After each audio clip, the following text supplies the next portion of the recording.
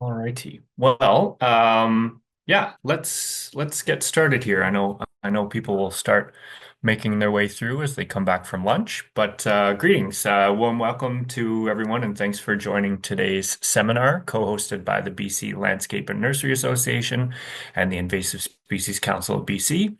My name's Nick Wong, and I'm the Manager of Science and Research with the ISCBC. Before we get started, I would just like to um, acknowledge that we're all tuning in and joining today from different traditional territories across BC and Alberta. And I'd like to recognize that I'm very grateful to be joining today from the traditional, ancestral, and unceded territory of the Coquitlam First Nation, who've stewarded the lands and waters in what is called Coquitlam since time immemorial. We've got an excellent lineup of presenters and experts to speak to you today about all things Dutch elm disease. But just before I do that, just do a quick run through of the agenda, and then I'll throw it to our first speaker. If you are experiencing any technical difficulties with Zoom, please do use the chat box. Mel is our Zoom guru, and she'll be able to help you with any tech support. We're also operating in Zoom meetings today in order to take advantage of some breakout room and interactivity functionality. So we kindly ask that you keep yourself off on mute unless you're asking a question or speaking.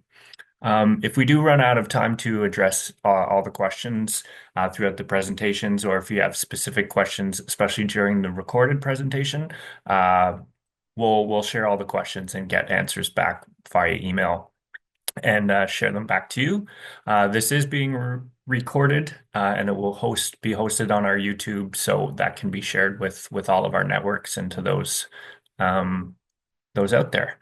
And finally, this seminar is also eligible for continuing educational credits for the pesticide applicators and recertification, and we'll have a little bit more information towards the end of the seminar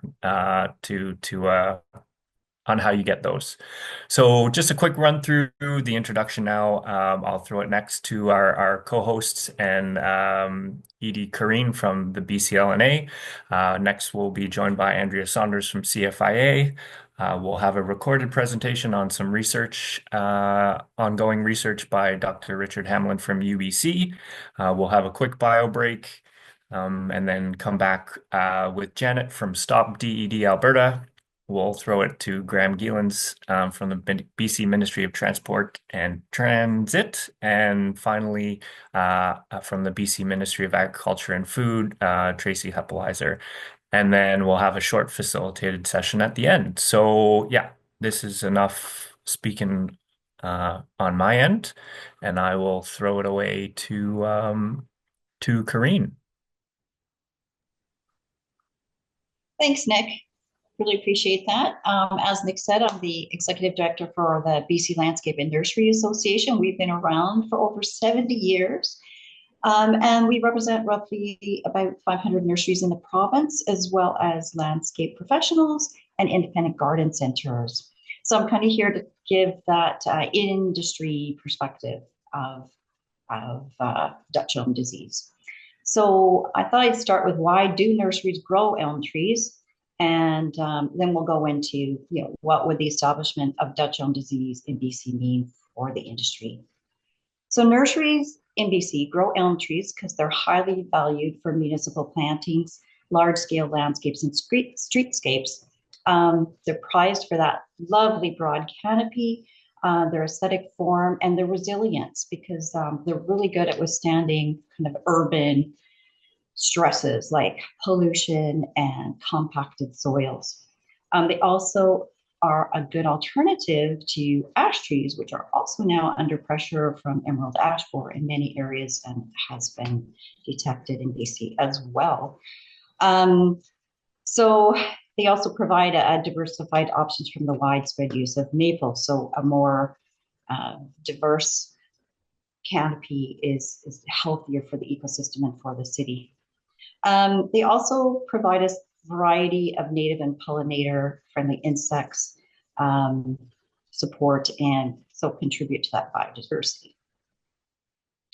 So Growers supply elm trees both locally in BC and beyond provincial borders. And particularly young trees are exported to Alberta and Manitoba, where their cold hardiness is valued. There's approximately 9 nurseries in BC that grow elm trees of a larger quantity. Those located in the lower mainland primarily serve the local market in BC, while growers in the interior supply both BC and other provinces. So, exporting nurseries, those who ship out of the province, implement controls for elm bark beetles, the potential vectors of Dutch elm disease, although the disease is most commonly spread through the movement of infected firewood. So that public campaign of keeping firewood local and not moving it around is so key. To date, 2 elm trees have tested positive for Dutch elm disease in BC's interior, and they have been removed. And while there have been preliminary estimates of spread kind of based on the appearance of some stressed elms, ongoing sampling and testing will help determine whether their symptoms are due to Dutch elm disease, other diseases, heat stress, or environmental factors. The potential establishment of Dutch elm disease in BC could have a significant impact on the nursery industry, depending on the scope of the outbreak and whether a regulated area is declared. So designating a regulated area could help slow the spread of Dutch elm disease and protect both local growers and their external markets. However, if the disease becomes widespread across the province, growers could face major losses with over $2 million worth of elm trees currently in inventory. While planting disease-resistant elm varieties may offer some protection, it's unclear whether municipalities and other large buyers will accept these cultivars and whether they would be eligible for shipment from regulated zones. Nursery growers in BC take Dutch elm disease very seriously and are dedicated to protecting their trees and their buyers from this disease and are willing to participate in eradication and sampling and control measures. And that's it for me.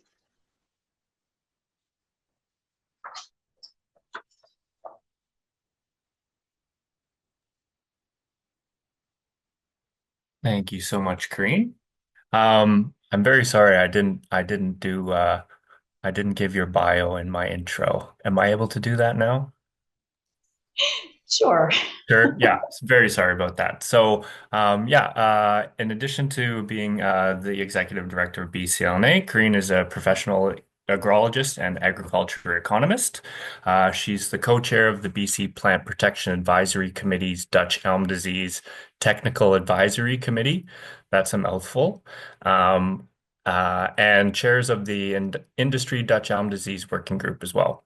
Kareen also works on the Japanese beetle eradication and the emerald ash borer education and work around the province and a variety of other invasive species of economic concern to the industry. My sincere apologies for getting ahead of myself there. Thank you, Kareen. Thanks, Nick.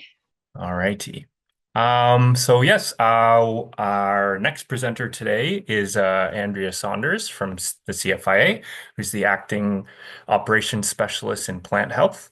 Andrea joined the CFIA in 2003 as an inspector in plant protection, which gave her some valuable hands-on experience working in various areas, including horticulture and forestry in northern Alberta.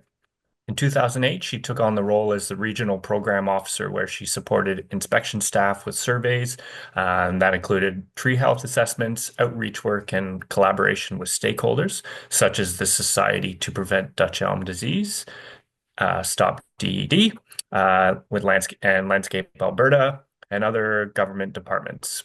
Since April 2021, Andrea's been on acting assignment with the National CFIA Group, and most recently with the Western area, where she's supported regional CFIA staff when DED was first detected in Alberta and BC. Andrea is going to discuss the background, the biology, and current regulatory status of Dutch elm disease in Canada, and it'll provide an update on the status in the province of BC.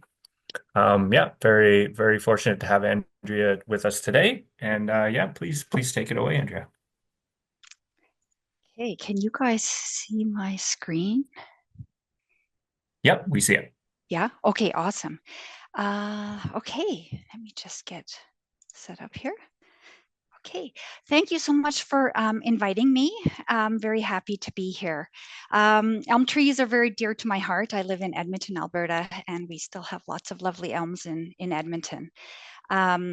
So yes, I work with the Canadian Food Inspection Agency. So Dutch elm disease is federally regulated as a plant disease in Canada under the Plant Protection Act and regulations. So the Canadian Food Inspection Agency regulates the import, domestic movement of high-risk material from a regulated area to non-regulated areas of Canada.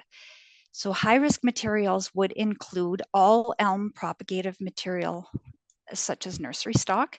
So that would include all species, hybrids, and horticultural cultivars of elm. So in the genus Ulmus and Zelkova. We also regulate non-propagative elm material with bark attached, such as logs, lumber, firewood, crates, and isolated bark. So Dutch elm disease was accidentally introduced in North America in 1930 when elm logs from England were imported by a furniture company in Ohio. In 1944, it was first detected in Canada in the province of Quebec, where it killed an estimated 4.3 million elms in the first 20 years of its introduction. Since its discovery in Quebec, it has spread over an area from southern Manitoba and parts of Saskatchewan to most of the Atlantic provinces. Newfoundland and Labrador and Alberta are considered Dutch elm disease free, and until recently, BC was also considered Dutch elm disease free. So in total, it's killed millions of elms in North America. The photo you see here, I believe I got courtesy of Stop Dead, so from Janet, and it shows a street in Winnipeg before and after Dutch elm disease. Okay, so here's a distribution map of American elm, so Ulmus americana, which is native. It's a native species in North America.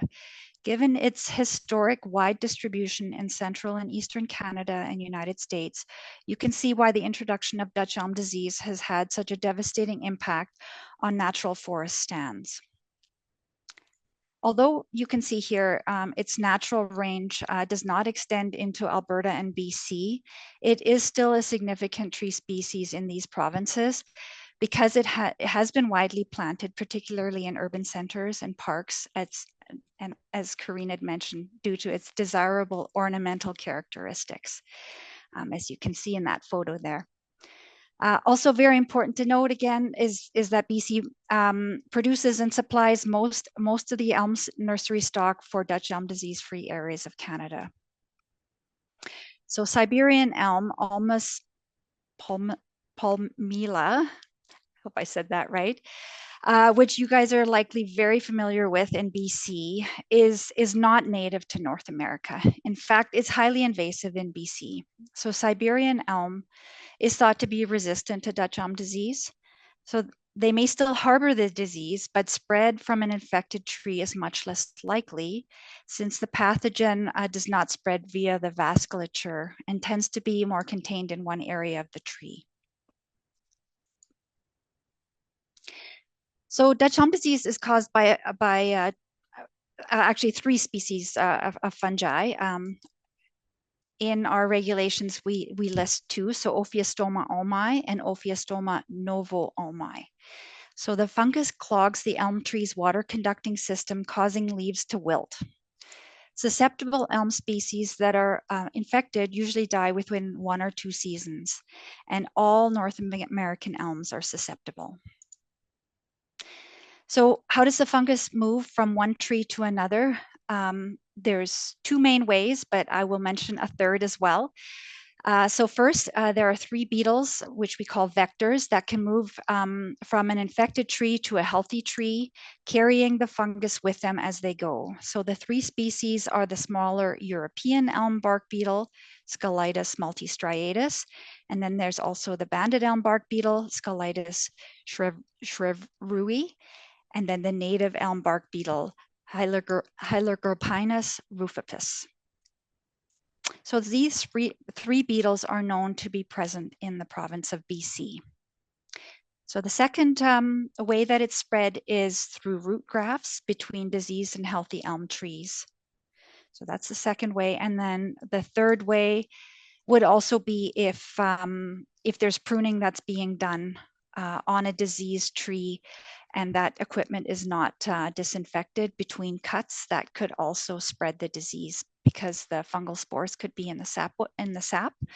So CFIA does not have requirements in our policy directive specifically addressing disinfection of tools or equipment, but does recommend that it's really important as a best practices to prevent the spread of Dutch elm disease and other plant diseases and pests.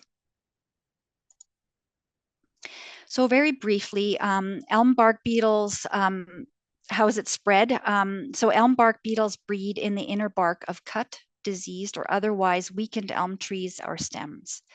Once the elm bark beetle larvae have pupated and become adults, they leave the brood gallery and fly to healthy elms to feed, transporting the fungus on their bodies from one tree to the next.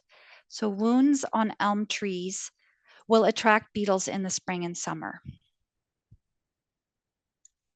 In jurisdictions where Dutch elm disease is known to be present, provincial and municipal pruning bans have been implemented generally between April and October, depending on the local climate to slow the spread of Dutch elm disease. Okay, signs and symptoms of Dutch elm disease can also be seen under the bark of infected branches. So you can see here in the first picture, when the bark is peeled back on a healthy elm, the wood is cream colored. And when a tree is diseased, you can see it has like brown or red streaks in the sapwood. And then the second picture, you can see a gallery, which indicates the presence of elm bark beetles. So this particular one, this picture is of a gallery of a smaller European elm bark beetle, which shows the central gallery or central chamber, which is made by the adult, and then the larval offshoots coming from that central gallery. So Dutch elm disease advances quickly and affected branches will die as more of the tree becomes infected. So you might see some dead leaves falling out of season. These are examples of what trees and leaves may look like. So the first picture on the left here is a picture from a tree in Saskatchewan, and it shows pretty much the whole tree is impacted already, but it shows the curled wilted leaves in the crown of this infected tree. And the picture to the right, the photo to the right, was taken in June. It's actually a branch sample taken by our CFIA inspector who had sampled the tree that tested positive for Dutch elm disease in BC. So you can see the curled leaves there on the branch sample. And in the middle is another picture that Tina Orchard had taken, actually showing the staining in the sapwood. So on July 2nd of last year, CFIA confirmed the detection of Ophiostoma novo-ulmi, one of the causal agents of Dutch elm disease, in 2 trees in the regional district of the Kootenay Boundary. It was found by, as I already mentioned, Tina Orchard. So she's an inspector with the CFIA, and she was doing routine survey work. She was placing spongy moth traps, and she was very familiar with Dutch elm disease symptoms. And so she noticed that and had taken some samples. So the elm trees were in the Rossland Warfield Trail area, and we also she also observed other signs and symptoms other than those trees that she sampled. But really, only 2 trees were sampled. I just wanted to mention here, as you know, we're currently leading up to a federal election. So I did just want to mention that it's very encouraging to hear the progress that's being made on Dutch elm disease here in BC. And I will take this information from today's presentations and discussions and I will take it back to my folks and policy people in Ottawa, and when we consider the regulatory options here with Dutch elm disease in BC. So once the federal caretaker period is over and a new government is installed, we can formally discuss what will happen. So just wanted to show you guys some of the pictures really quickly. So symptoms of Dutch elm disease, again, the CFIA inspector noticed flagging. So these are the actual trees in BC that tested positive. And I know, you know, it's not really easy to see here, but first, there are leaves on one or more branches that appear wilted, drooped, and curled, and leaves will turn yellow, then brown and shrivel, but stay attached to the tree. So this is like early season infection. And this is what we call flagging. So can you guys spot the flagging here? I just highlighted some of the potential flagging. I think if we were actually there, there are probably ones that I've missed, but thought I would just point that out. And again, just to get your search image, I wanted to provide you, we also detected Dutch elm disease in Edmonton in August of last year. And I wanted to just share pictures of that just so you guys get a good search image. So this is a fairly young tree in Edmonton. And you can see it's looking quite terrible already. And then this is a more mature tree that was on private property. It's not too far from that previous tree. You can see it was very poorly maintained. You can see that broken branch here. And then this is about a month later, and you can see how quickly the tree has declined. So it took a bit longer to take these trees or to take this tree down just because it had power lines and it was in between these trees. So it took some time to figure it all out. And that's what I have. Any questions?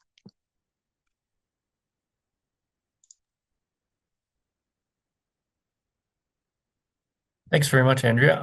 I popped my own question in there. I was just curious kind of what the surveillance across Canada may look like. Is it just kind of looking for symptoms, or are there pheromone traps set across for the invasive bark beetles? Like what does that look like? Yeah, that's a really good question. So just wanted to point out, CFIA does not, like we've been managing Dutch elm disease for a long time, right? So it's been established with this particular pest that CFIA does not do official surveys. So when our inspector in BC had taken those samples, she also did do a general survey, not an official survey, but she did do she looked at Google Street View and she looked for dead elms and then did a comparison between previous images in Google Street View. And so we were able to get some idea of when trees in that general area may have died. But right now there are ways, and Janet will talk about that.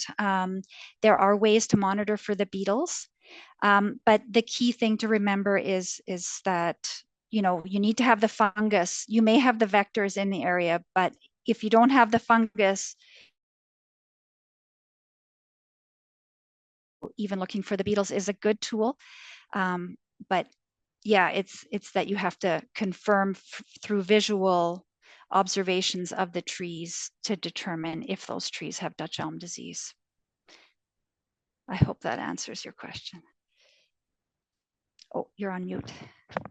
Yes, most definitely. Thank you, Andrea. And I will probably ask the same thing to Janet, but you know, having lived experience through Alberta and stuff, what are maybe one or two things that we should be sort of focusing on for BC or in your experience at this point in the invasion?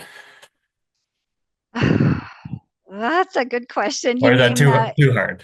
yeah, you know, yeah, I think we, you know, there are other provinces who have very strong Dutch elm disease management programs, and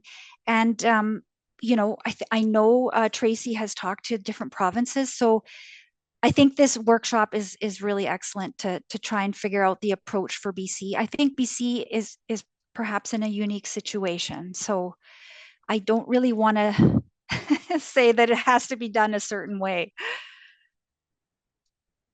Yeah. Okay. Alrighty. All right. Any other questions from the audience here?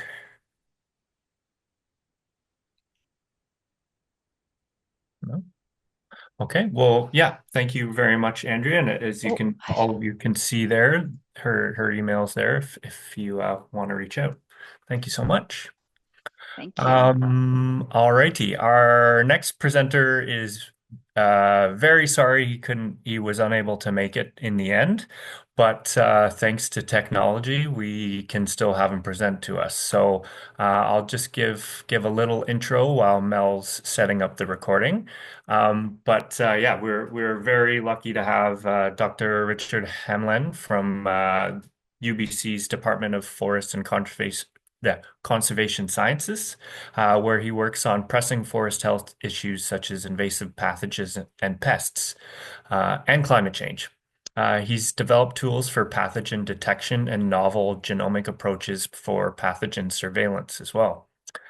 He's trained 60 graduate students, postdoctoral fellows, and research staff, and published over 200 peer-reviewed scientific articles and delivered more than 300 presentations around the world. So this is 301, I suppose. So yeah, he's sent along a recorded presentation about the research that he's been doing into developing genomic tools for the detection and monitoring of Dutch elm disease. So if you do have any questions throughout the presentation, please pop them in the chat and we'll send them to Dr. Hamlin and we can forward those out to the group. So all righty, please take it away there, Mel. Well, hello everyone. Great to be with you today. As you're listening to this, I'm on a plane to a Caribbean island, so sorry for not being with you today to answer your questions, but I'll be happy to talk to any of you. If you have questions, you can email me. I want to talk to you today about the tools for detecting Dutch elm disease pathogen. This is a project that started about 10 years ago, working in Quebec, Ontario, and also very closely with Saskatchewan. Saskatchewan funded a large part of this project to develop these tools so that we can monitor and provide surveillance for Dutch elm disease. So just a brief kind of recap and also kind of relevant to what we're doing is that this pathogen, of course, is an exotic invasive pathogen that came in two waves. And the first wave, the early wave, was by a fungus called Ophiostoma almi. We don't know where it comes from, actually. We still don't know where the Dutch elm disease pathogens come from. But certainly it showed up in Europe and then was subsequently introduced to North America. But then by the 1940s, we got a second wave, a new pathogen, very closely related, but as I will show you, it is different. It is a different species of the fungus. And that one, we don't know again where it came from, but what we know is that it was much more virulent than the first one. As a matter of fact, as we speak today, it is really hard to find Ophiostoma almi in North America. Once in a while, it shows up. But mostly now what we have in North America is Ophiostoma novo-ulmi, and as I will show you in a minute, there are actually two different subspecies of novo-ulmi. So all of it a little bit complicated, complex, but certainly relevant to our conversation. Of course, elm trees are extremely susceptible to the disease, and you can see here dead and symptomatic with dead branches. And of course, this is a pathogen that can get transmitted by insects, but also by wood and firewood. And that's how it goes long distances. So when it goes across a continent, and that's well documented, those were lumbers that were imported that had the Dutch elm disease pathogen on them. And, this is kind of the before and after street view. every city in North America just about has an elm street, and very few of them have actually elm trees. But so it was that devastating. It was one of the most devastating, really, diseases of trees. Very few survivors. And this is just a picture to show you. I rented a cottage by Lake Ontario a few years back, and there was a fireplace and there was a wood pile in the back, and I go into the wood pile, and sure enough, there were elm logs, and just got my hand lens out, and there was these coremia, of course, of the Dutch Elm Disease pathogen. And then, it kind of, I mean, it's obvious how this can get transported. This wood pile was in the back. You could imagine someone putting that in a trailer and driving to their cabin and so on and so forth. So that's how it goes. It makes these big jumps from, across provinces, across the borders and so on. But of course, we're trying to stop that. We have these signs to, prevent moving firewood and all that. But, people make mistakes, or people don't think about it, or they don't read the signs. So that's just human nature.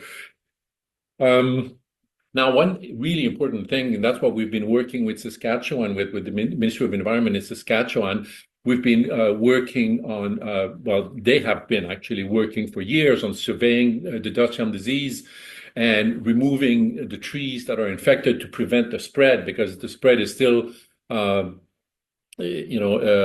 contained in Saskatchewan, and sort of preventing the western movement of the diseases is a big priority for them. So, and every year they do these surveys to kind of map out where the disease is, and then they do the removal of the infected trees, and this is what they would be looking for. Again, I think in the next picture I have a better shot of it, and this is my master's student, Alice Lee, who spent the summer, she's doing a master's degree, and she spent the summer with the folks in Saskatchewan conducting surveys, and you can see what they're looking for. Infected trees with the leaves turning color, yellow to brown. And then they'll clip branches, and then they will peel up the bark, and then they will look for this kind of browning discoloration under the bark. Normally it would be whitish. And so that's very much diagnostic of the Dutch elm disease. But as I will tell you in a minute, there's other things that can cause this, and sometimes you can get no discoloration and still have the pathogen. And that's one of the problems when you do survey, to have a better tool. Back in the lab, of course, you can put these chips of these branches on a petri dish or in a moist chamber, and then you'll get what I saw on that wood pile, the little coremia. Those are fruiting bodies of the pathogen that produce zillions of spores, and that confirms the presence of the Dutch elm disease pathogen. But problem is that this, as I said, the symptoms are not always reliable. There's different species that can cause the same symptoms. Planodomus trichophilus is elm wilt pathogen. It's not the Dutch elm disease, but it can cause very similar tree symptoms. You can also have branches, you can have trees that are infected, but they will not show that discoloration. And Alice reported from her summer in Saskatchewan that there were 9 out of 63 branches that were positive. They had Dutch elm disease and they didn't have any brown stain. So that's something to be concerned about. But the other real kind of drawback of doing this kind of old-fashioned, reliable but old-fashioned method is that it can take a long time. You put things onto a petri dish. Some of them will be contaminated. You'll have to throw out the petri dishes, and then you have to wait, and then that can take days or even weeks. So we've been working on speeding this up, and of course, using genomics approaches based on these DNA sequences. And DNA test that can be done to identify infected, the pathogen from infected tissues. And this is Alice here. And so Alice has been working on developing a qPCR assay. We actually are lucky because we're not starting from scratch. There's a group in Europe that had already developed an assay. It's called qPCR, quantitative PCR. These are the same kind of assays that, remember the pandemic, the COVID pandemic, when you had to get on a plane. This is the kind of assays that you had to get. So the most reliable, gold standard. And so Alice has been working with this qPCR assay, and she wants to make sure that it works with North American samples. Like I said, it was developed in Italy, and they have a slightly different population there. We just wanted to make sure that it works with our samples. So Alice is testing a worldwide collection of DNAs from the Dutch Elm Disease pathogen, so that we know that the assay is reliable. And this is kind of the result that she's generating. So you can see here, there's a qPCR reaction. So you amplify the DNA, and there's a probe that has a fluorophore attached to it, and the fluorophore gives fluorescence, and that can be measured in an instrument. And then when you have a positive, you get release of the fluorophore, and you can see here that you have 3 samples that are positive, and then you have a bunch of negatives down here. So very reliable, very precise, very sensitive, really like I said, the gold standard. And that is working, of course, really well so far. But that approach normally requires a lab. Like over the years, though, we've worked in my group to take these tests to the field. That's because I work in forestry. Sometimes we are hundreds of kilometers away from the nearest lab. We want to do some tests. So we need to be able to perform these things without a fancy lab. And so here we develop, like a kit that can perform this qPCR in the field. We have a little battery-operated instrument here that was meant as a medical instrument, actually, for bedside diagnostic, and we repurposed it to work in the field, battery-operated, as I said. And this here on this Douglas fir stump, which is my lab bench, is all I need really to do the PCR. I don't need any other instrument than this. This fits in a backpack. After I was done here with my demo, put everything in a backpack and walked away. And the test is very simple. You can collect from. We've developed this, as I said, for a bunch of different insects and pathogens, spongy moth, for example, sudden oak death, Wapan blister rust, and so on. And of course, you can collect material, either antennas or a little chip of a wood bark or leaf punch or fruiting body if you have some. And then you just basically put your little sample in a tube, heat it up in the instrument in the presence of some chemicals, and we call it a buffer, to extract, and then that kind of releases the tissues. It makes the cells open up, release the DNA. And this is the instrument here, putting the samples in the instrument, and then you basically have an app on your phone that you can use to measure the fluorescence that is released during the reaction in the instrument. You can walk away as long as you have network connectivity. You can read your results. You can upload the results on a cloud so that you have actually results that you can share with your team, and so that's for now. So Alice's project is to develop this for the Dutch Elm Disease, because we don't have that yet for the Dutch Elm Disease. Dutch Elm Disease a little more challenging, I would say, than what we worked with so far. If you look at spongy moth and antenna, or leaf spot, sudden oak death, for example, a leaf spot on a rhododendron leaf.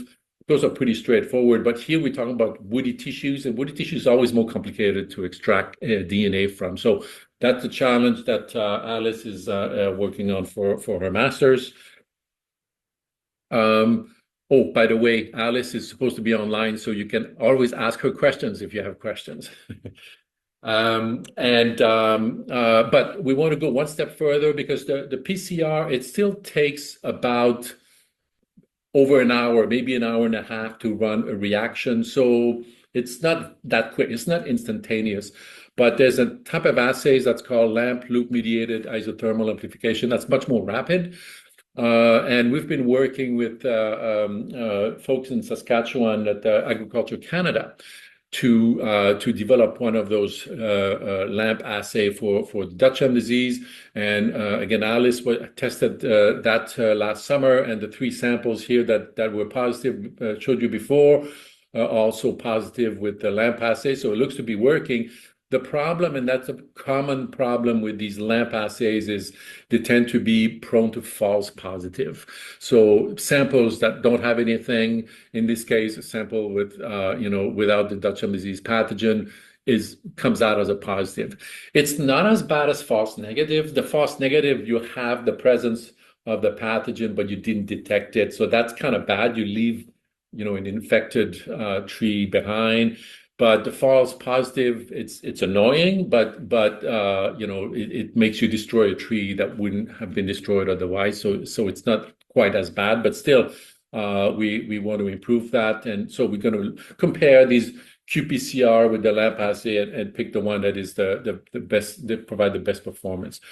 Briefly, I want to wrap it up by telling you a little bit about this biosurveillance. We were funded by Genome Canada for this biosurveillance, a BioSafe project, biosurveillance of alien forest enemies. And that's a project that allowed us to develop genomic tools for surveillance, identifying sources of invasive species, and discovering variants and predicting traits. And so we've actually, the Dutch Elm disease pathogen was one of the species that we had targeted, that we started a project in 2015. And what we've done is we collected worldwide collection of DNAs from the Dutch Elm disease pathogen, and we did genome sequencing so that we can analyze the whole genome of these pathogens.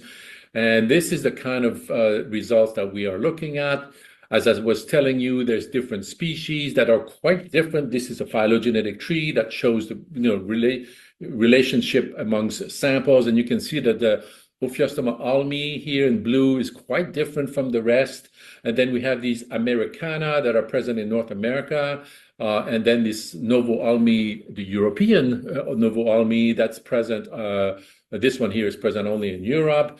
And you can see that given this profile, we can assign an unknown sample to a potential source, potentially country, maybe state, and that really can be useful for determining the source of a sample. We want to know, for example, the BC introduction. Does it come from Edmonton? Does it come from Saskatchewan? Does it come from Ontario or from Oregon? So these are the kind of questions that this approach will allow us to answer. And of course, one of the things also that we found was that Ophiostoma ulmi hybridizes with Ophiostoma novo-ulmi. In North America, we found traces of this hybridization across the range of the pathogen, and that gives some special adaptation to novo-ulmi. I could spend another hour talking about that, but I'll stop right there. And we've developed this tool called DeadSeq, which is a tool to sequence specifically Dutch Elm disease, the pathogen, directly from infected tissue. So you take a branch, you don't even need to do culture, and we can provide a sequence the DNA of the pathogen without having to isolate or make cultures of the pathogen. And currently we are conducting DNA sequencing. We got the DNA from the CFIA for the Dutch Elm disease samples from BC, and we will be sequencing those using this DeadSeq. So more on this later. And this is all I had for you today. Sorry, maybe I was a little long, but merci beaucoup. And it was a pleasure talking to you all, and I hope you have a great day. Don't hesitate to email, send me questions if you have any. Thank you, bye. Excellent. Wonderful presentation. And yes, very happy to hear that Alice, you're in the room as well. And thanks for answering Corinne's question. Hi, Alice. Nice to see you. Hello. Nice to meet you. Yeah. So I guess, yeah, you've now got the samples from the trail. What's Yes. next for you and what's happening there? So we are testing all different Dutch elm disease DNAs from almost all over the world, and especially those that I collected from Saskatchewan last year. But with this sample from BC included, we'll test them also, and maybe this summer tested on the fields in Saskatchewan too. Okay, excellent. Very neat. Um, Dr. Hamlin mentioned there's challenges extracting DNA from the woody tissue. Have you been able to sort of optimize that and improve that over time, or is it still a struggle? It's still, I managed to extract some DNA from the elm branch, but I'm also testing on getting the fungi from the infected tree tissue. This will be a challenge, and I am now testing on the elder bark beetle because it's infected with the neonectaria too, and I'm testing the method here at BC, but there's no infected elm tree, so I will go to Saskatchewan to test on this method later. Okay. Okay. Yeah. Okay, great. Thank you, Alice. Mm, Another question just popped in. great. What kit do you use to extract the DNA from the woody tissues? Right. We've been using the Kaizen plant DNA kit, and it's working well just to extract the wood tissue, but still for the extraction method, extracting fungi from the wood tissue, it will be a challenge. Okay. Okay. All right. All right. Thank you. Any other questions while we've got Alice here?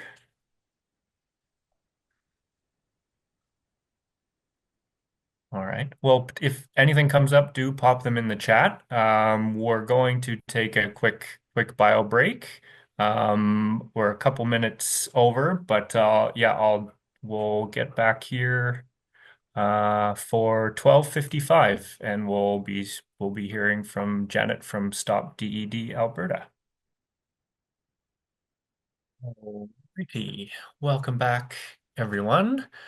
So yes, I have the pleasure of introducing our next presenter, Janet Fedez Kalpas. I hope I got that right. Okay, You got Janet, it. butcher that. Who's the director of Stop DED Alberta. Janet has 25 years of experience in administrating and operating Alberta's DED prevention program. She spent 5 years with Alberta Agriculture and the past 20 with Stop DED. Jen's responsible for organizing the completion of the province-wide elm inventory back in 1999, coordinates the provincial elm bark beetle monitoring program, surveillance for DED, and conducts public awareness campaigns to support the prevention and control efforts, which also includes operating the DED hotline. In addition, Janet helps the CFIA's efforts to prevent emerald ash borer, as well as other invasive wood-boring insects in Alberta by coordinating annual surveys. So Janet will discuss the efforts of Stop DED in Alberta have taken to foster and promote the survival of American elm in Alberta and to protect Alberta's landscape trees threatened by this pest. Alrighty. Thanks so much, Janet. All right. I'll get that. Um, and there.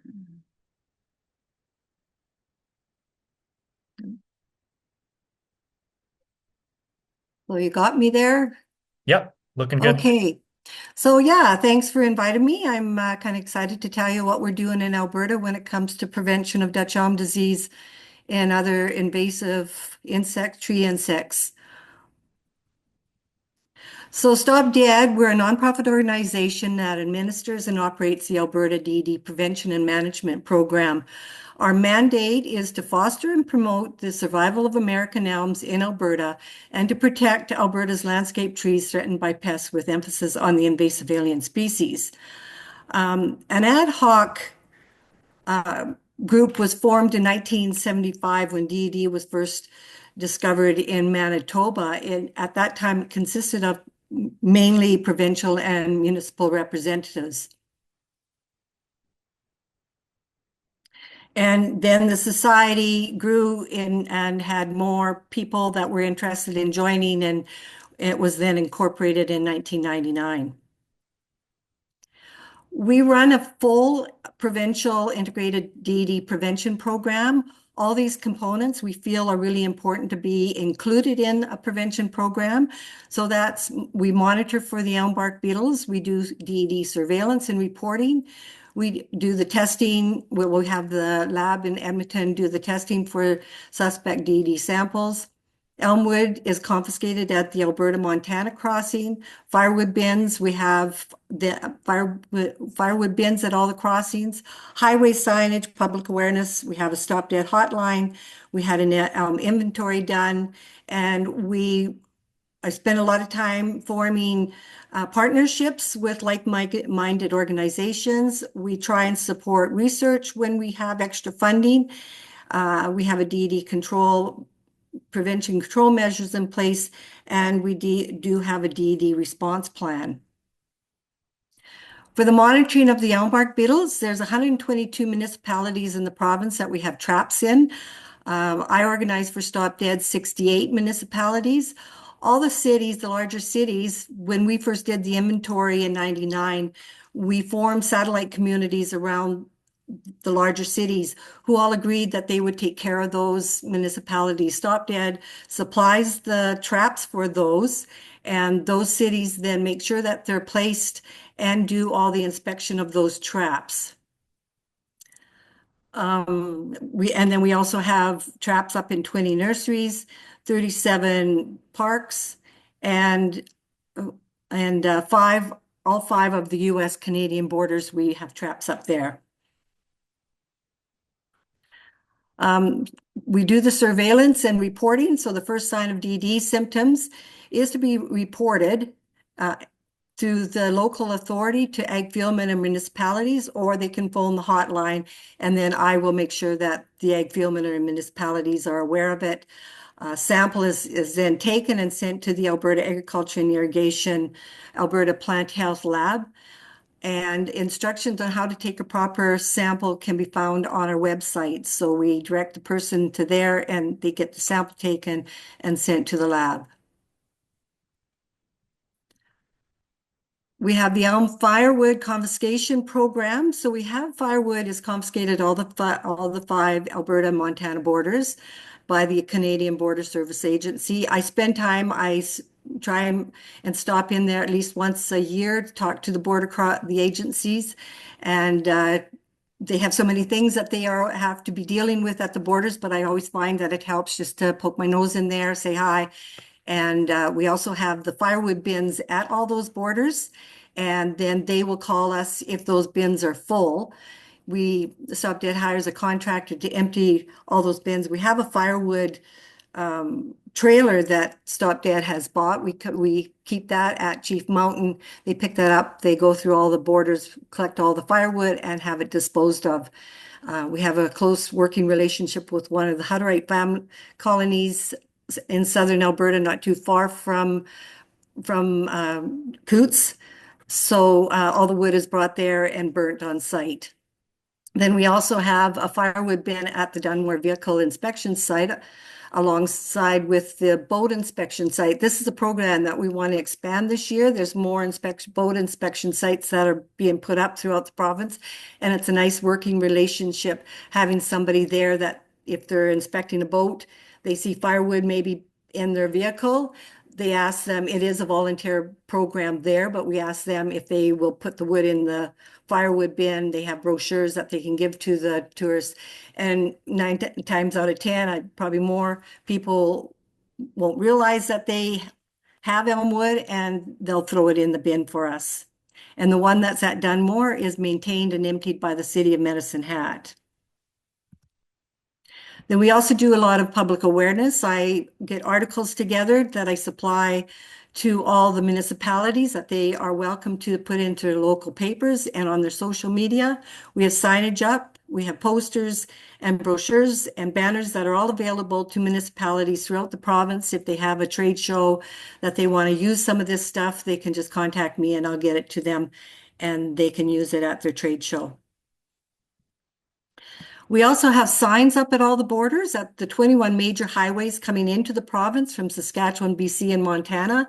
These are 10 by 8-foot signs. They've been up for a lot of years, and there's signs going in and signs coming into the province asking people not to bring their firewood with bark into the province. This last year, I had some signs made for municipalities. I have 30 this year. We have enough funding for that. I'm just organizing right now to have them sent out to the municipalities, mostly down in the southern part of the province, to have these signs put up in their municipality. On the main entrances coming into the city, some of the municipalities are looking at purchasing more that they'll put throughout the province, but the society has been able to supply 15 municipalities at this point with 2 signs each. And if they want more, I have the signage and we paid for the artwork so they can make as many signs as they want to put up in their municipality. So the more signs we have, we all know that it's the firewood. We've changed our message to say just don't move firewood because we're also really concerned about the emerald ash borer. And the mountain pine beetle is another one. So we're just asking people to buy it locally, burn it on site, and never bring it home. We also have posters for municipalities, and I have them put up through Parks and Recreation, Alberta Agriculture. Also, we'll send these out to all the provincial parks in the province. And then we have the Stop Dead hotline and the website. The tree inventory, this was done in 1998 to 1999. We got some provincial federal grant that we were able to do an inventory in the 529 communities in the province. Even though it's a bit old, we've had it updated, not physically out there, but with the numbers that we got at that time. And the inventory indicated that we have 900,000 elms valued at $2 billion grow in Alberta's municipalities, rural properties, shelter belts, and provincial parks. And because of our climate, we don't have a whole lot of variety of trees that we can grow here. So often we can see up to 50% of the overall elm tree planting in some of the municipalities, especially in the southern part of the province, are elms. And then we're finding that, the other 40 are ash trees, and then, 10% or are other varieties. There's a lot of effort put into partnerships with like-minded organizations to help fulfill our mandate. Stop Dead is committed to developing partnerships and working relationships. And we do have an extensive network of partners and members across Prairie Province and British Columbia. I try and stay in close contact with Manitoba, Winnipeg, all cities in Saskatchewan, with all the provinces, what they're doing, how it's going, and give that information out. I always send out an Stop Dead e-bulletin. So any information I find that's going on in other provinces with CFIA, I share that with the Stop Dead membership. This is just a list of some of the members or partnerships that we have. We don't have to go through them all, but it just gives you an idea of how many different organizations that are on the e-bulletin. If we have an issue in Alberta with Dutch Elm Disease or even with emerald ash, I can send out an e-bulletin. And all these organizations are on that e-bulletin. And if we want to get them to then send it out to their members, we're even touching base with more people to get the awareness out. I just wanted to touch base a little bit about the Alberta Agriculture Pest Act. Even though it is regulated under the Federal Plant Protection Act, it is also a declared pest under the Alberta Agriculture Pest Act, and has been since 1975 when it was first found in Manitoba. And so under the act and the the pest nuisance control regulations, the Ophiostoma, the two pathogens, and the European and the native elm bark beetle are all declared pests.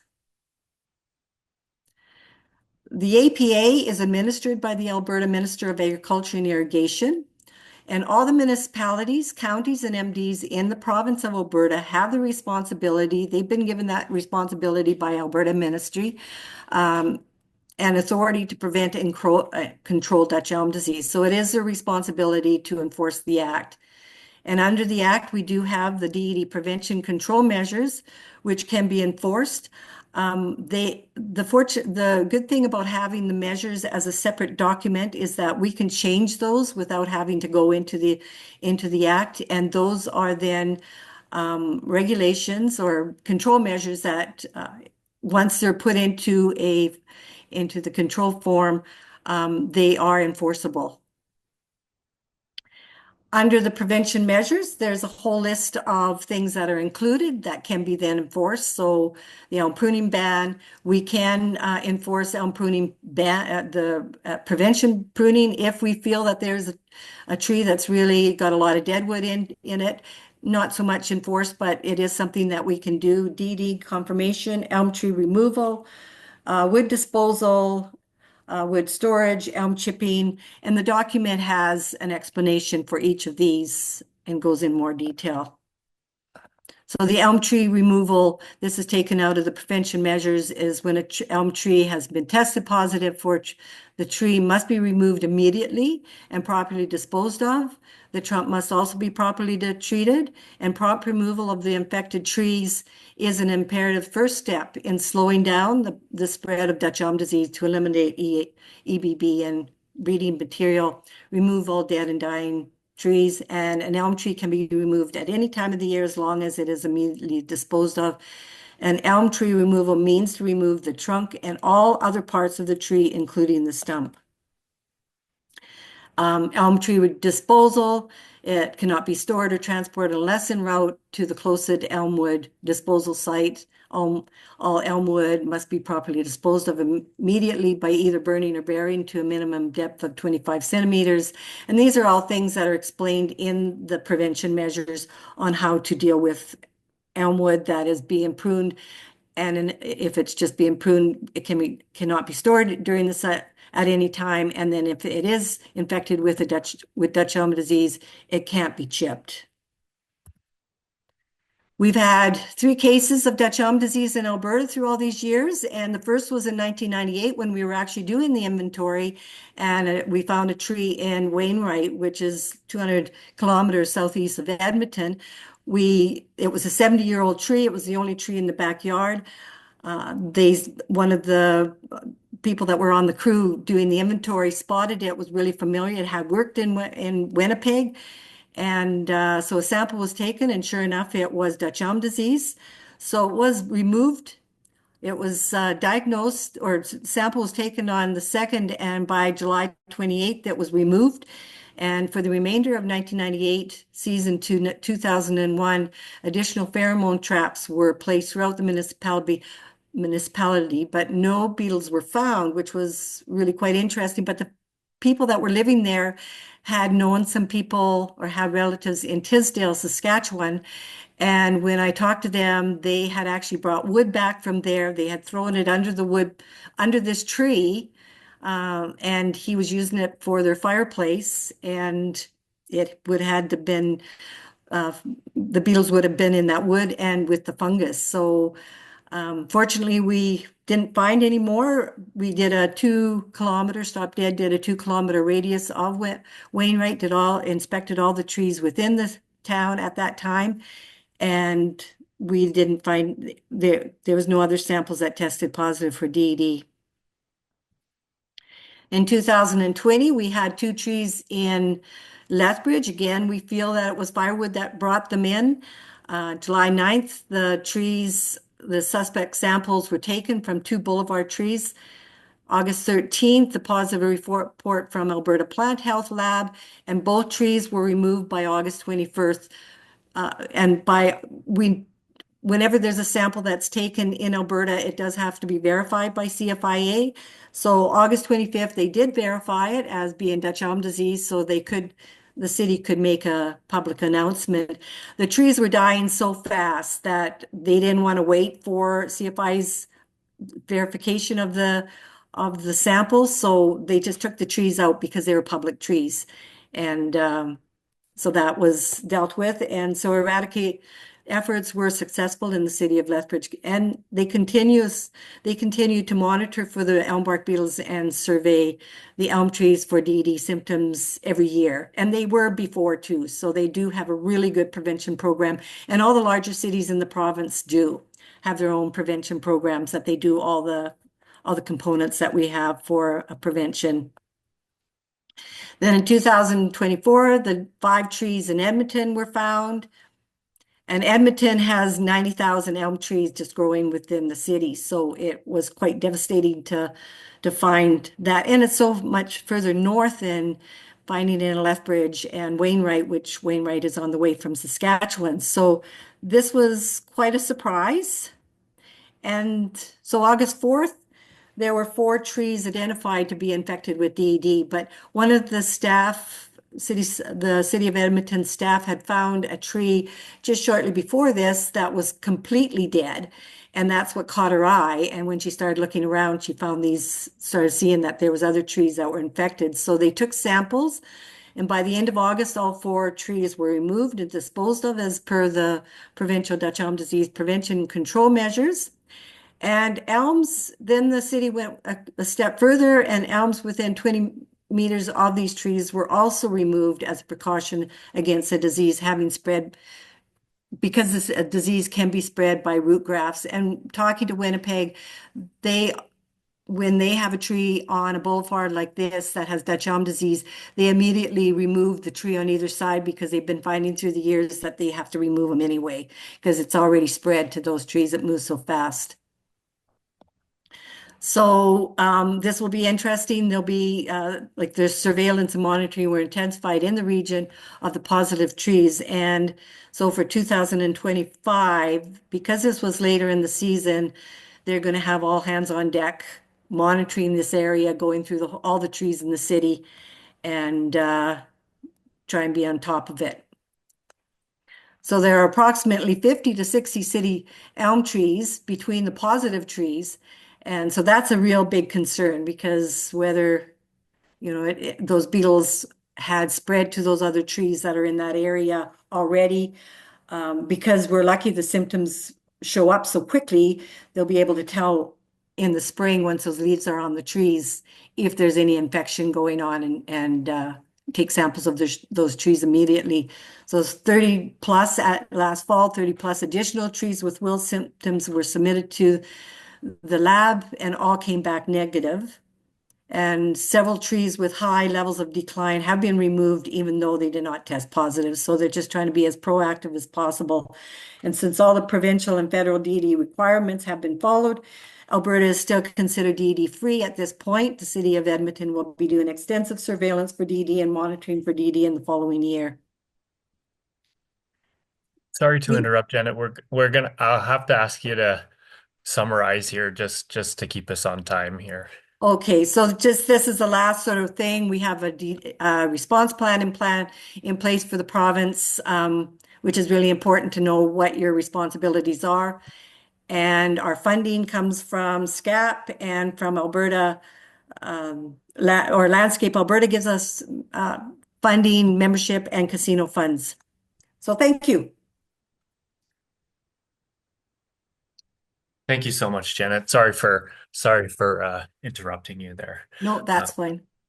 I for sure have some more questions for you, Janet, and there's one in the chat already, but we'll connect with you on those to get some answers. But yeah, we've got I think we can learn a lot from all of your work, and it's good we've had these, I guess in the case of Alberta and Fortunate and Trail, we've had these people with expertise of the disease that happen to see it. So yeah, a bit of luck there, it seems. Alrighty. Well, next I'm happy to introduce Graham Gielens, who is the Environmental Roadside Manager with the BC Ministry of Transport and Transit, where he mainly oversees invasive plant management on MOTT jurisdictions across BC. ISCBC is also very lucky to have Graham recently join the board of directors. He's based in Kamloops in the territory of the Tecumloops to Shawebam people. And he's here today to talk about how MOTT has recently removed the two DED infected elms in their jurisdiction, and he'll share details on how the work was planned, coordinated, and carried out with recommendations for other land managers who may need to do similar work in the future. Alrighty, please take it away, Graham. Thanks very much. Perfect. Thank you. Can you see my screen okay? Yeah, look good. Excellent. Thank you. So thanks, Nick. I will just jump right into it because the other speakers have already set me up nicely with a lot of good background information. I believe actually these couple of trees have already come up for discussion, so you may already be aware of them. And I believe there's some folks on the call, including Janet, who have already seen this presentation. So please don't mind me as I repeat some information that you've already seen before. So yeah, as was mentioned, here in BC, we had two fully confirmed trees that were infected with Dutch elm disease. And when I say fully confirmed, I mean sort of gold standard, lab tested, confirmed. And I'll touch a little bit on what that means and some suspected infected trees a little bit later on. But for now, as far as we were aware, we've got two fully confirmed infected trees in BC, and these were in the Kootenay Boundary area, just an extreme south of BC there, one in the city or in the town of Warfield, and one just outside of Rossland. So that they were discovered and confirmed late 2024, and we were notified and wanted to work on removing those trees as quickly as we could. And it wasn't necessarily a straightforward process. It was a little bit new to us. So I wanted to sort of walk you through exactly what that looked like. So first of all was just sort of the preparation. Gathering information. What does this mean? We needed to confirm jurisdiction and ownership. We suspected that these were on Ministry of Transportation jurisdiction, but that can be surprisingly difficult to confirm in some situations. We did have one of the trees that was actually right on the border of our jurisdiction and private land, and we determined that basically it was going to be more costly and more effort to confirm whether it was on our jurisdiction or not than to just assume that it was and remove the tree. And so that's what we ended up doing. That said, being that close to the private land, we did want to coordinate with the landowner so that we didn't show up and surprise them with some heavy equipment and cutting down a tree that was just in his backyard. So we did want to coordinate with the landowner. That was a little bit difficult to track down their contact information and communicate with them. And let them know what was going on. Luckily, the landowner was sad to see the tree go, but was overall understanding and supportive of the work, which was made things go a lot easier. So once we'd sort of done the desktop work, as far as confirming jurisdiction and things like that, we needed to actually plan out what we were going to do. And so this included how we were going to remove the material and where we were going to take it, and which we decided in this case, the material would be moving to a nearby landfill, which was conveniently just a few kilometers down the road and trail. To do that, we had to coordinate with regional district of the Kootenay Boundary that operates the landfill, just to make sure that they were aware that the material was coming, if there were any special requirements to accept it, and so that they could actually be prepared to accept the material, because it isn't something that they normally take or normally isn't a material that they're normally expecting to take, rather. And then they also wanted to be made aware just so that they could have the site prepped and be ready to dispose of it right away. Camera is turned off for some reason, but I will just keep going. So specifically what they wanted to make sure that they had a hole dug to accept the material to the agreed upon depth of 2 meters. And then finally, we needed to receive a movement certificate from the Canadian Food Inspection Agency to actually remove the trees and move them to the landfill. And that the issuance of that permit was based on the agreed upon management plan.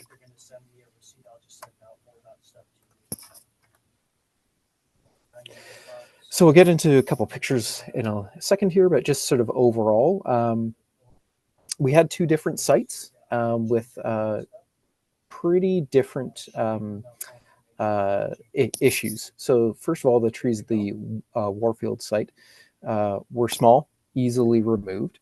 However, the tree at the Roslyn site was a large, mature specimen, and it was up a little bit of a slope, and so it required an arborist and some heavy equipment to take it down. As part of this work, we wanted to avoid creating debris wherever we could. I mean, a certain amount is just unavoidable, but we didn't want to chip things up.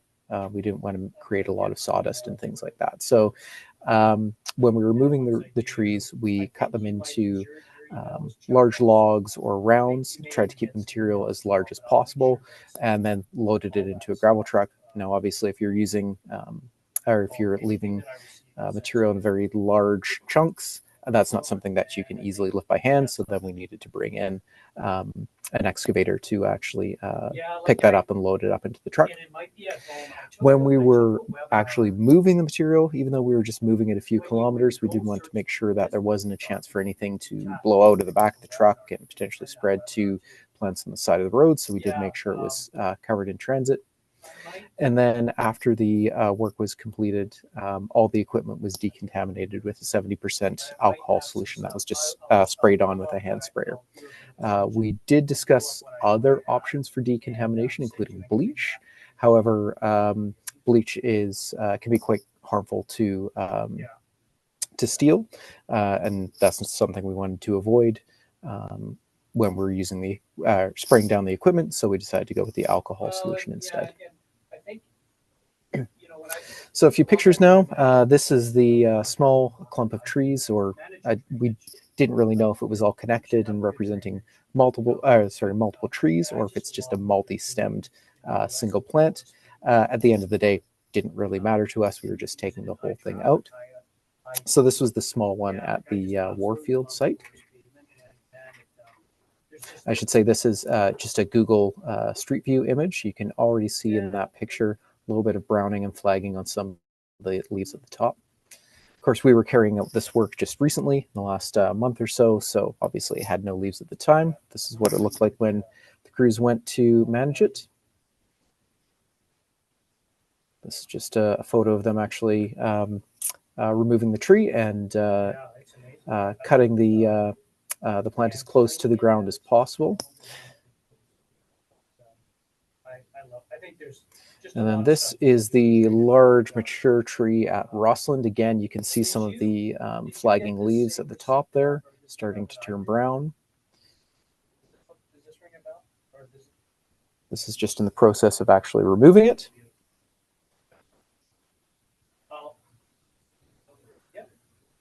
This is just a photo of loading up some of the material and some of the debris that was generated.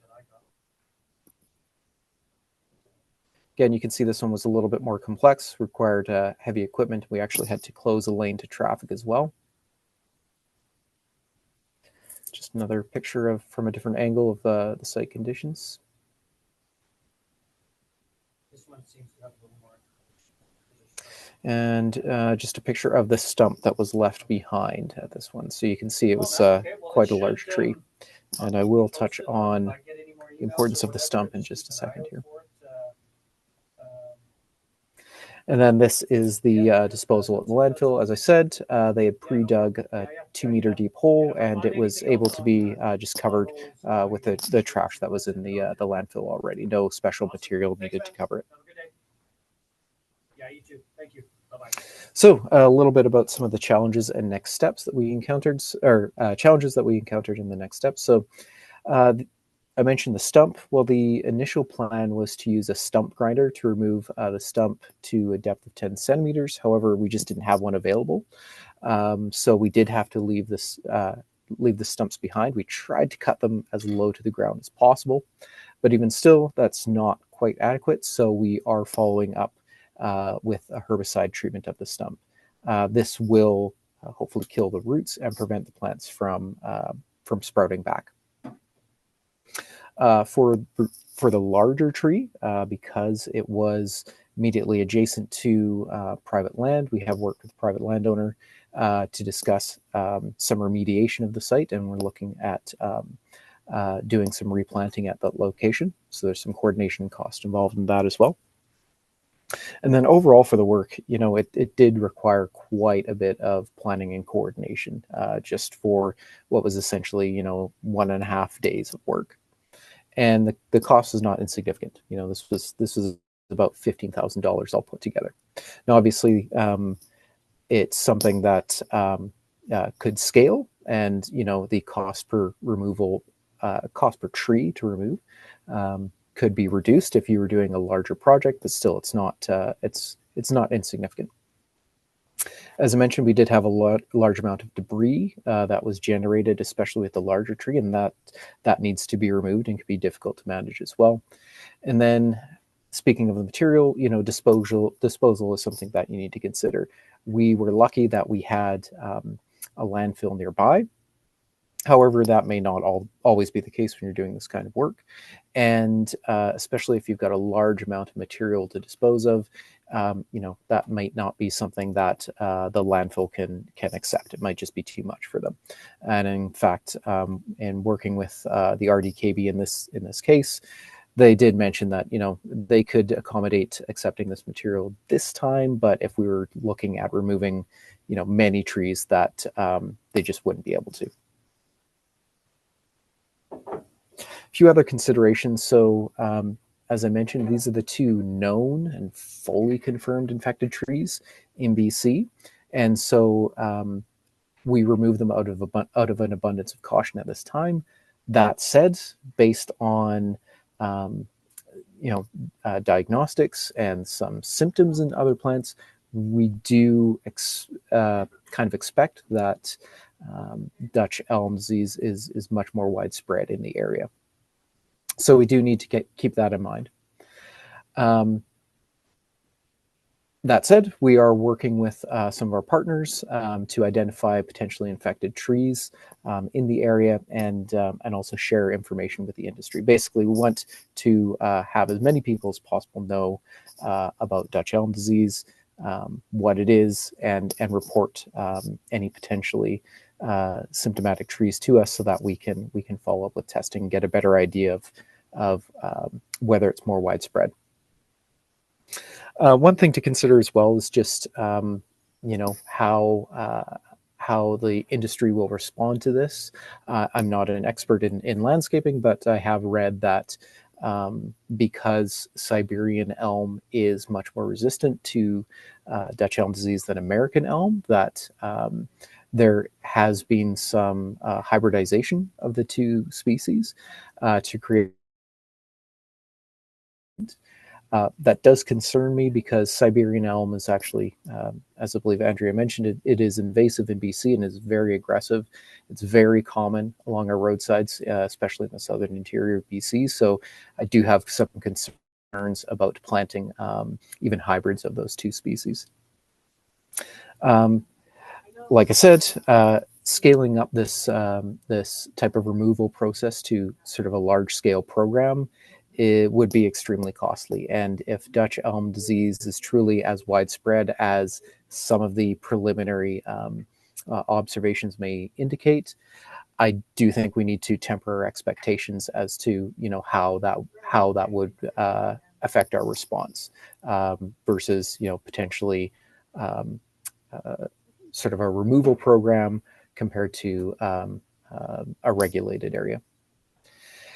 In the meantime, we need to consider, our operations and whether we are actually contributing to spread as well. Again, we don't know fully how widespread it may be, but we may also, in the meantime, we may actually be spreading it through, particularly with my ministry, mowing or brushing operations and removal of other vegetation and things like that, but also through private landowners removing trees and things. So I think it is something that we do want to spread quite wide to make sure that everybody is aware that this is something that, has been confirmed in BC, may be more widespread than we initially know, and something to look out for and report whenever they see it. So that's it for me. Nick, I'm happy to answer questions if anybody has them, but if we need to make up a little time, I'm happy to accept them later as well. Okay. Thanks so much, Graham. Thanks for your for laying it all out there, exactly what was happened, and especially some of those lessons and things we really need to consider moving forward. There was one quick question from Alice. If you're able to confirm, it was 15K to remove both of those trees? Yes, that was all in, and that was, so obviously that was using heavy equipment, the cost of the arborist. As I mentioned, there was also traffic control as well. So Okay. I wouldn't necessarily expect that cost to be for the average removal process, but probably towards the higher end. Okay. But yeah, even still, though, it's not necessarily a cheap process. Okay. All right. So yeah, there are some questions funneling in, directed at a variety number of people. But if you do have any more for Graham, please pop them in the chat and we'll pass them along. But in the interest of time, I will bring us next to our final speaker today. Tracy Heppelhauser is with the BC Ministry of Agriculture and Food, and she's the Director of Plant Health, and has been in that role since January 2024. Prior to that, she was a provincial entomologist based in Abbotsford. So the plant health unit works on biology and pest management of established and new plant diseases and insect species that impact BC's agriculture. This includes the Plant Health Laboratory, plant disease and insect ID, outreach and extension activities, policy and regulation development, and some surveillance. So yeah, there are no recent surveys for Dutch elm disease in BC, so Tracy's going to describe a proposed community science approach to begin addressing this lack of important information. So yeah, thanks so much, Tracy, and please take it away. Thanks, Nick. Can you see my screen okay and hear me? Yeah, look and sound great. Good. So first, I just want to acknowledge my co-authors on this presentation, Katie Goldenhar and Paul de la Bastide, both with the Ministry of Agriculture. And I just get to be the lucky one to present it. So as you've heard, Dutch elm is detected in BC in 2024, and it's federally regulated, but it's not provincially regulated. We don't have any BC regulations on this. The QR code is for our BC Dutch elm disease fact sheet, so that's a good place to start with some quick information.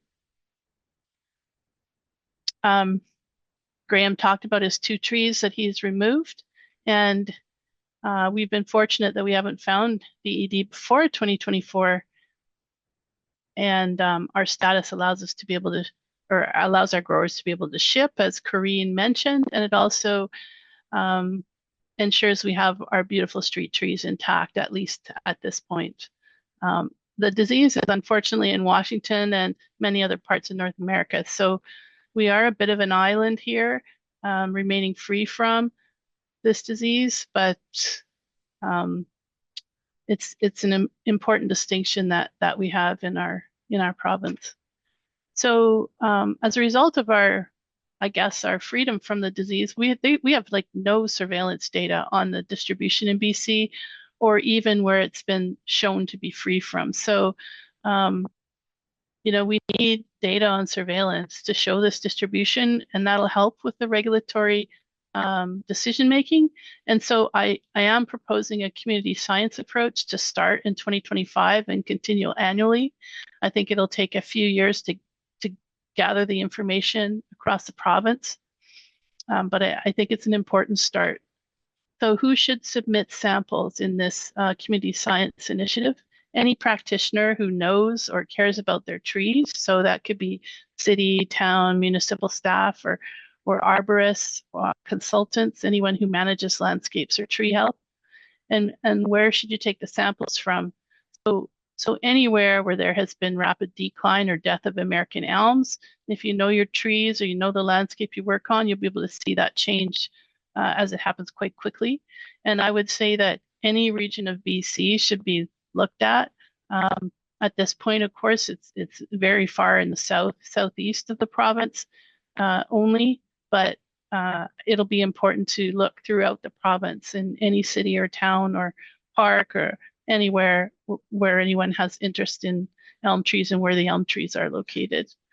And then I propose we test them to show if that decline is caused by DED or not. And of course, there are other things that can cause decline of elms. And Dr. Hamelin mentioned that there was other diseases of elms that can occur as well. Definitely in BC, we do have the beetles. We have 2 of the beetles. I don't think we have the 3rd one, but we definitely have the two beetles. So how to sample for Dutch elm disease. So this QR code goes to the Alberta sampling protocol, and that's, I think, what we would rely on is they have a good outline of how to do it. They suggest sampling from late June to August once you see tree decline occurring. Of course, that coincides with drought in the province as well as other stressors, but that can also cause yellowing and apparent plant decline. But this is unique if you've ever seen it before. The recommendation is to clean tools after each tree. And yeah, it mentions here actively collapsing tree. So you're collecting from the yellowing leaves, not from the brown, crispy area. Keep samples cool but not frozen, and they do need to be shipped to the lab fairly quickly within, it says here within 1 day, but I think there's a tiny bit of flexibility there, but it needs to be kept cool and shipped as soon as possible. And yeah, read more about it on the Alberta page. We are developing our BC pages as well for Dutch elm, but of course, Alberta's way ahead of us on this. So this is just a screenshot from the Alberta document, and it shows collecting and preparing 6-inch long branches or twigs that can be sent easily in the mail. And they're like active, growing, live branches. And they also say to wrap it in wax paper to keep the moisture in there, but not to promote mold, which is, if you wrapped it in plastic, it would be too moist.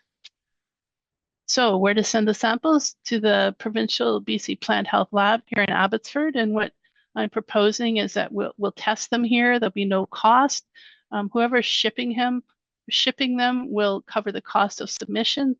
If you were planning to send a big batch and you wanted to talk about possibilities for shipping, maybe just contact me and we can discuss that.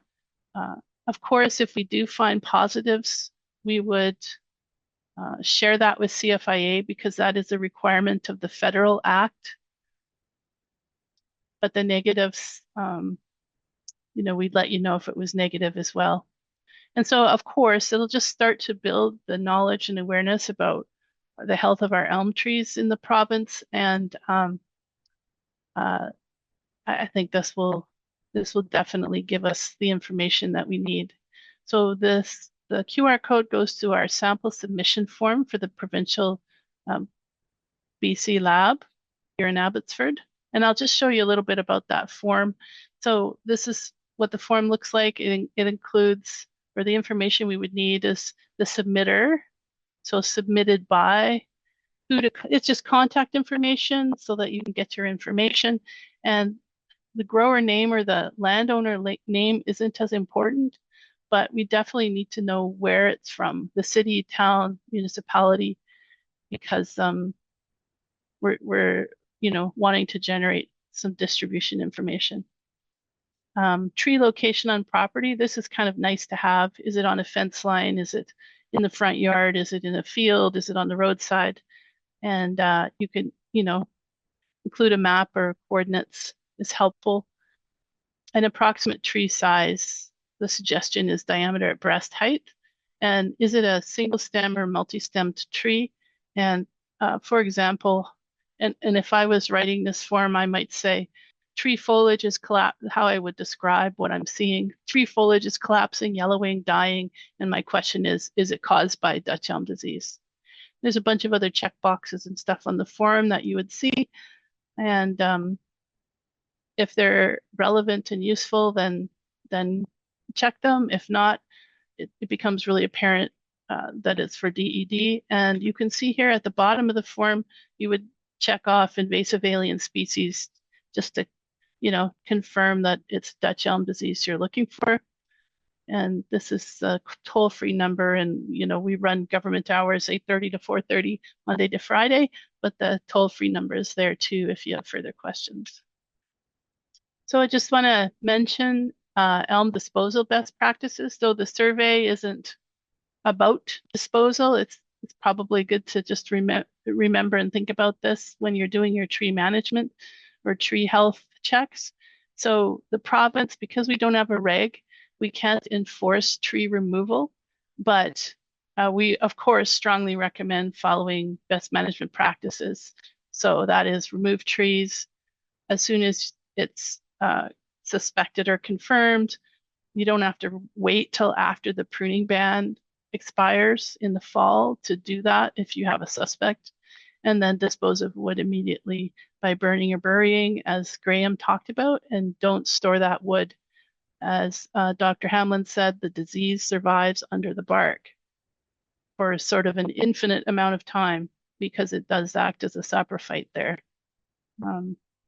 Remove the bark from the stump if it can't be removed, and stump grind or somehow remove that stump or kill it any way you can. And I just direct back to Alberta, Saskatchewan, or Manitoba for further information. So yeah, our goal, of course, is to keep our American elms healthy. And here are some basic steps we can take. I love the idea of doing a tree inventory that Janet mentioned. And I think some cities in the province definitely have tree inventories. I know Vancouver does, and I'm sure other cities do, but to know where your elms are on your properties and keep an eye on them, watch for symptoms, report any symptomatic trees. Don't prune between April 1st and September 30th. Don't move firewood, and don't store untreated elm wood. And I think by untreated, what that means is elm wood with the bark on. Here's my contact information. As I mentioned, my co-authors are the actual pathologists here. I'm not a pathologist at all, but I get to be the spokesperson today. And that's all I have, Nick. Great. Thank you so much, Tracy. I think community science is an approach we can apply to all types of our work. So this looks really interesting, and yeah, I'm sure we'd be happy to send some of your info out through our local government listserv and through other means and whatnot. Yeah, keep an eye on your elms and watch your ash and all these things, right? So yeah, some great taglines in there. We're slightly behind schedule, so we'll have to save questions for now, but we'd love to get a little bit of everyone's input here.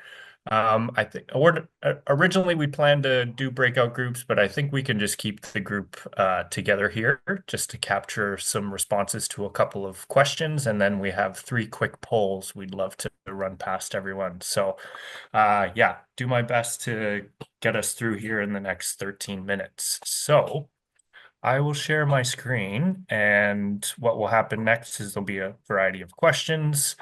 one of our staff, Camille, is going to capture notes, and I'd love for you all to just unmute, turn on your camera, and provide some responses, and we'll note these down, and we can take them back to the TAC group and consider all of our work in the future and see what needs to be done. So there's 3 questions here. We'll start off with what more actions should be taken in BC due to Dutch elm disease, firstly in the next 6 months and then beyond 6 months. So there's definitely been some actions removing those 2 trees and whatnot. But yeah, anything else, any priority actions over the next 6 months around DED and BC? Please feel free to put it in the chat, or yeah, please come off mute and speak your mind. Just go. Yeah, Andrea, go for it. I think I raised my hand by accident. Oh. Sorry. Oh, it's okay. It's okay. So I guess I would ask Nick, back to the folks that are on this call, is from the cities and the regional districts and the regions, what do you think about the idea of collecting samples and submitting them to Abbotsford? Okay. Okay. Corinne?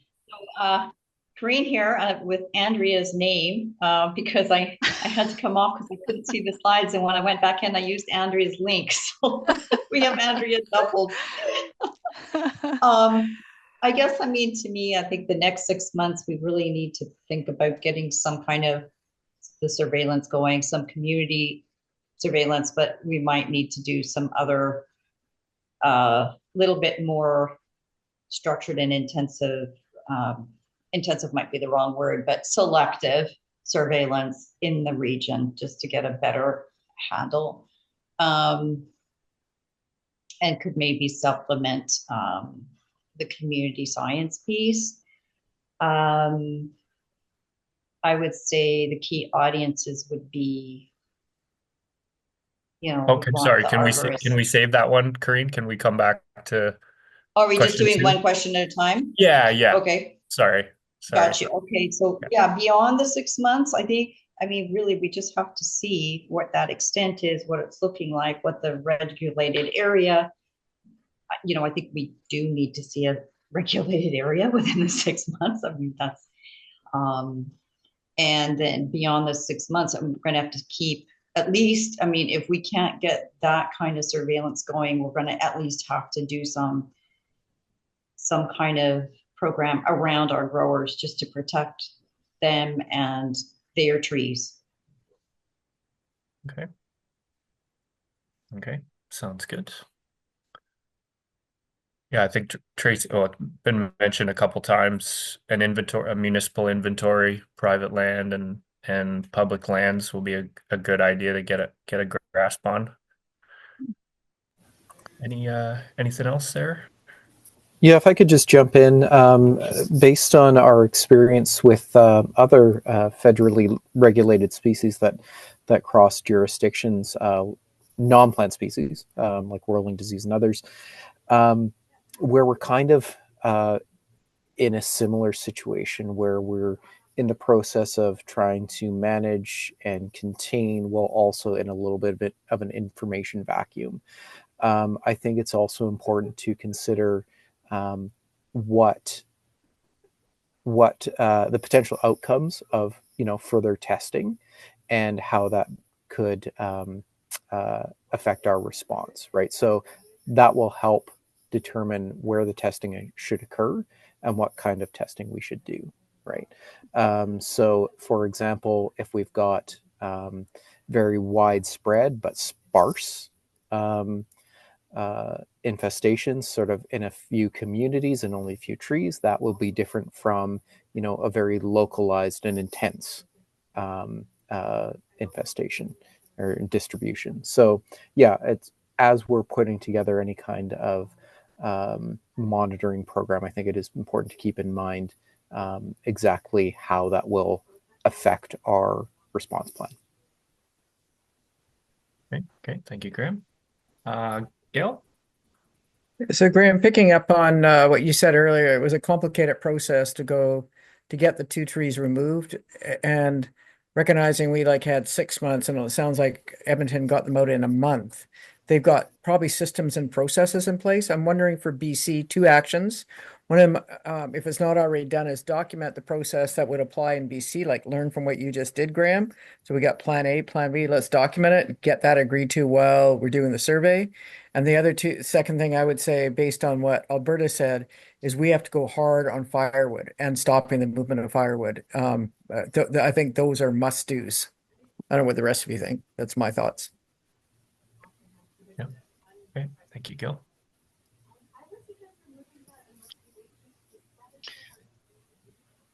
All right. Okay. If there's no more sort of actions we can include here, who are the key audiences for DED and sort of around partnerships and awareness? Anything you I guess any key ones in BC? I know Janet, you had a huge list on your website of sort of different groups you work with in Alberta. Any recommendations on who we should be You got some working with hands? here? You got Corrine? Well, Oh, yeah. yeah, me again.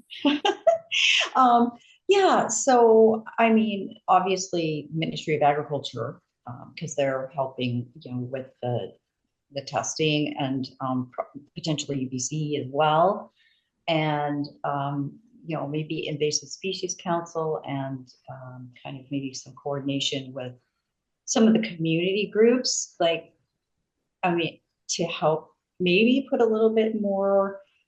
And I don't know how that outreach is going to be to kind of unfold that community science approach. And maybe UBC in terms of, that diagnosis kind of thing that might be helpful, and CFIA, of course. So, I mean, it's going to be a bigger group, I think, just to figure out kind of where we're at and where we go from here. Okay, thank you, Corinne.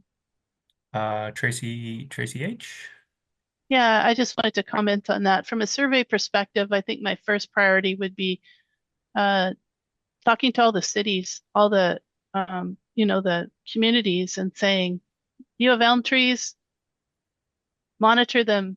If you see anything suspect, send samples. Because I think in the past, they are monitoring the trees, they're taking care of them, but they're not like sending samples or reporting what they're seeing. And so that's the piece that's missing.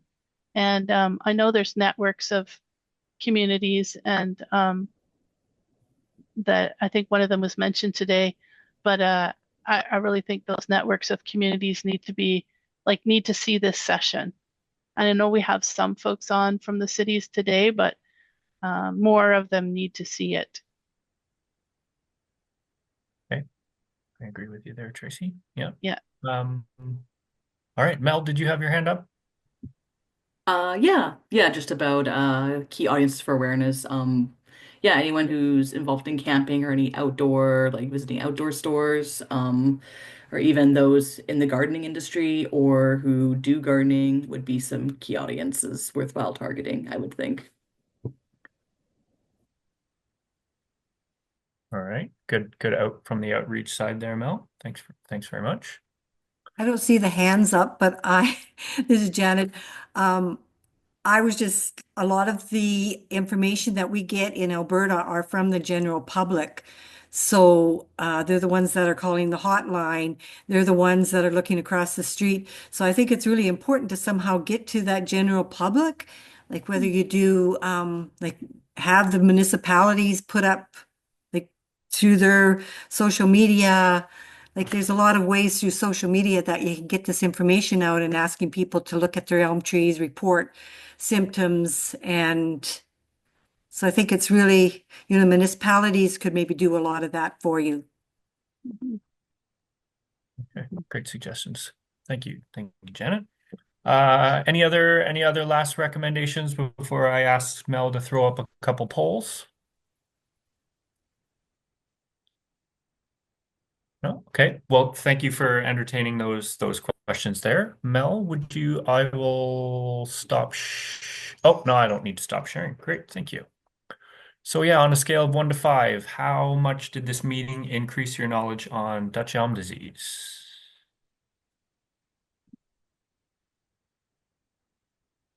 Is 5 high That's and good. 1 low? Yes, Okay. yes.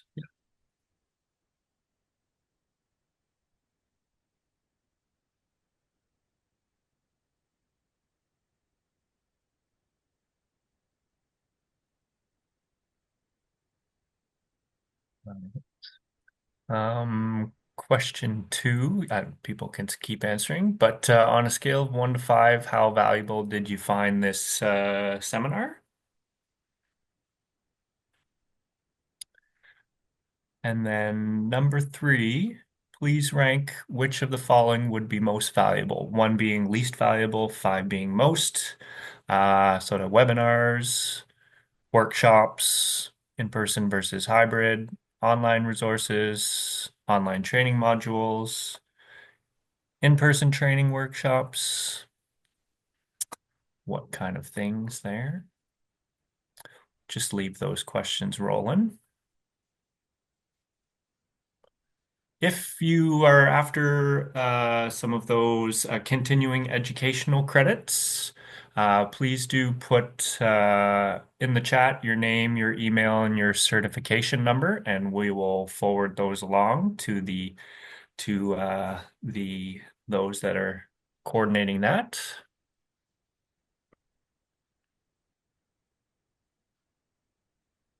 And yeah, one quick plug where the ISCBC has got their invasive species research conference happening May 13th to the 15th in Kelowna. We are now actually gonna convert to a hybrid conference. So yeah, there'll be an option to tune in virtually. So yeah, we'll be sharing out some info and updates on that very shortly. But yeah, just wanted to throw that plug out there. I also want to thank all of the speakers and all of the attendees today.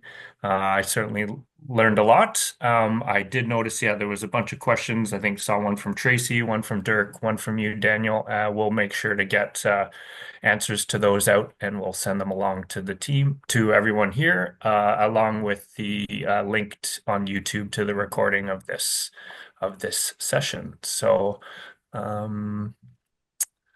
all right, we're pretty close to getting responses from all attendees. So, yeah, I think we can probably end our poll right on 2 p.m.